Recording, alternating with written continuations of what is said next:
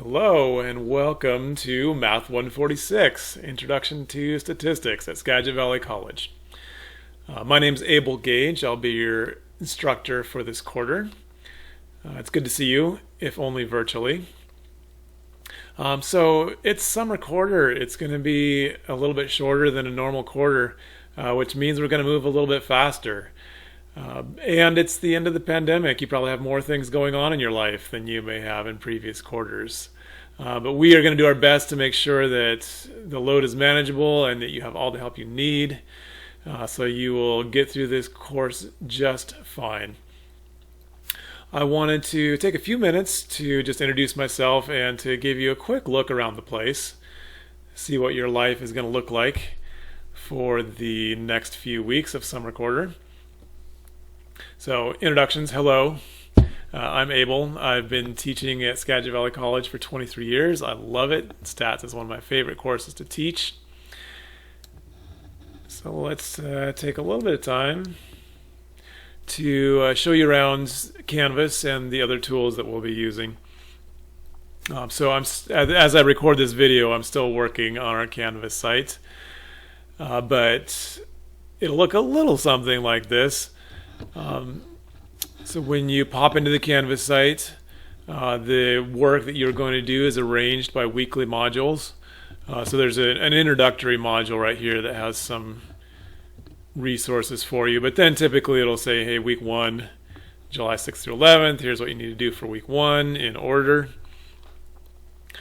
Week 2, here's what you need to do for week 2, week 3, so on.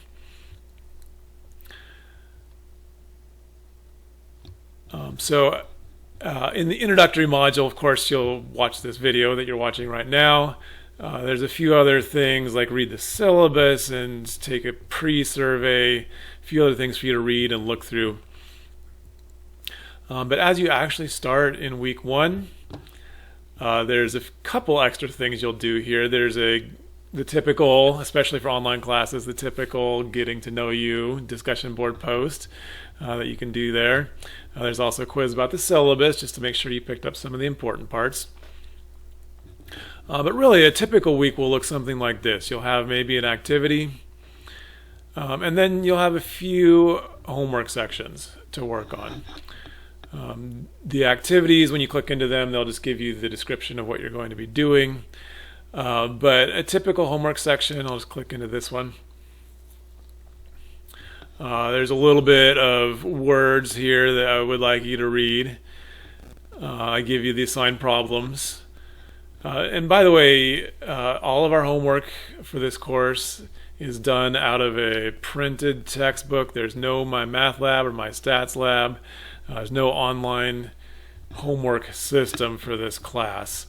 So all you really need to do homework is the textbook, which is this one. This is the 12th edition of Elementary Statistics by Mario Triola. You can have this either as a physical print copy or you can have it as a PDF or e-book, which is, I have both, but this is the e-book. You can get a rental textbook for about $12 from Amazon, and they'll Amazon Prime it to you next day. If you want to get the PDF, of course, it's instantaneous, although I think it's a little more expensive. You can certainly just buy an online copy online as well. They do have it in the Skagit Valley College bookstore, but I think the bookstore's price is way more than $12 to $20. It's more like $100 or something. So anyway, typically when you come into a homework section, the first thing I'll ask you to do is to watch my videos. So they're all here, posted on YouTube as well. Hey there. I'm almost done. I'll be right with you. Okay, yeah, it's enough of that. I don't like hearing my own voice. So there's some videos.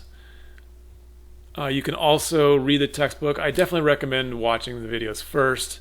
There's often things in the video that I say that are not in the textbook.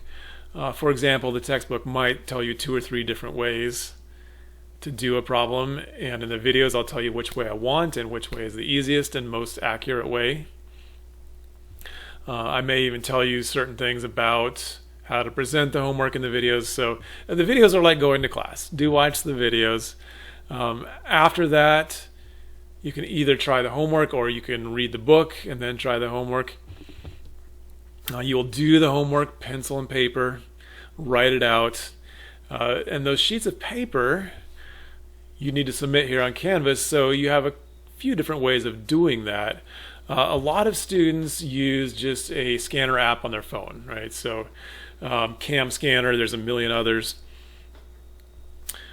And you just take pictures of each paper, and the phone turns it into one document. If you use Cam Scanner, I think there's a way to even upload it directly to Canvas from there. So you can do that, some sort of phone scanner. You can also just take pictures with your phone if you don't want that scanner app. You can take pictures with your phone or with a camera and just cut and paste them into a Word document and submit them that way. It's fine. I know some of you still have like an actual scanner. It's fine to use that. I guess I have this all written right here in 1-2. But if you happen to be doing your homework on a tablet, of course, it's easy to create a PDF straight from the tablet. That's fine. Especially in these early sections, it's not too hard to just type your answers out. There's a lot of sort of written, verbal stuff and not too much math work to show in Chapter 1. So if that's easiest, you can just type your homework in Chapter 1. When you start needing to write out some math stuff, then maybe you can switch over to another one of the versions. Okay, so you will submit your homework here on Canvas after you watch the videos. If you ever have questions, of course, feel free to reach out to me. I'm happy to Zoom with you anytime, or just answer by email. That's fine as well.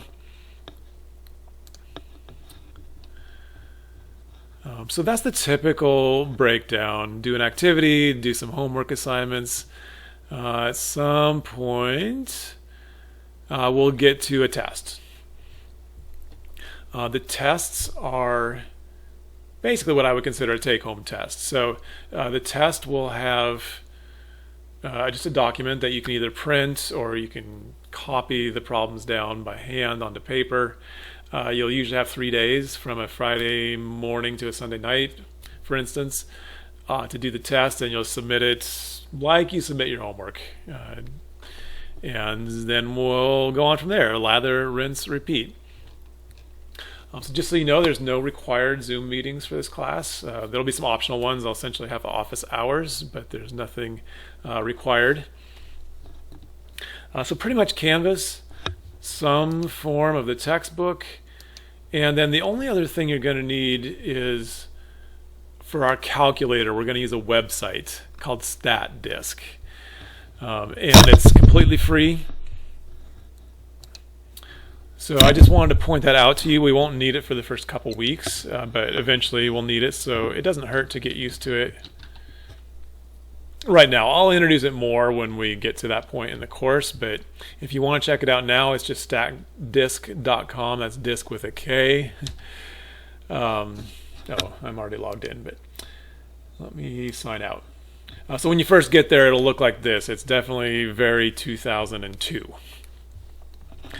But you can either sign in with your Google if you want to, or you can just create a local account, which is what I did. They don't even send you an email and ask you to click through to verify. It's very easy. You can just put your account and password in there and click sign up.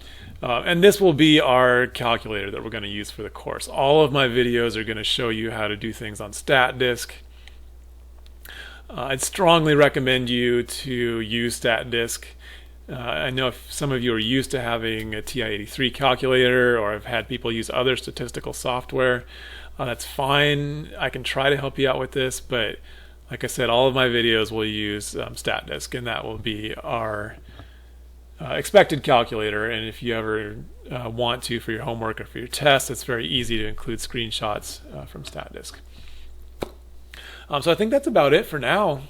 I just wanted to say welcome. Look forward to seeing you on Zoom or through the email, and I'm looking forward to a great quarter together.